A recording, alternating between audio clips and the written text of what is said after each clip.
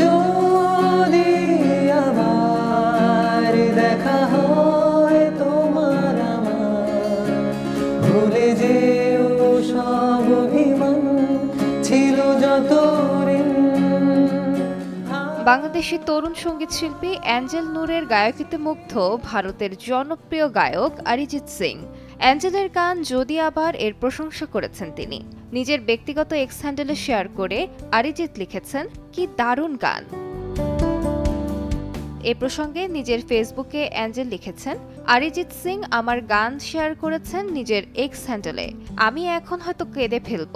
তার এই পোস্টের নিচে মন্তব্য করেছেন অনেক ভক্ত ও অনুসারী। অনেকে অ্যাঞ্জেল নূরকে শুভকামনা জানিয়েছেন। অ্যাঞ্জেলের গানটি নিয়ে অরিজিতের ফ্যান গ্রুপেও চলছে নানা আলোচনা। কলকাতার অনেক শ্রোতাও অ্যাঞ্জেলের প্রশংসা করেছেন। যখন থামবে কোলাহল করে একটুখানি ছড়ে যাব ডানা মেলে।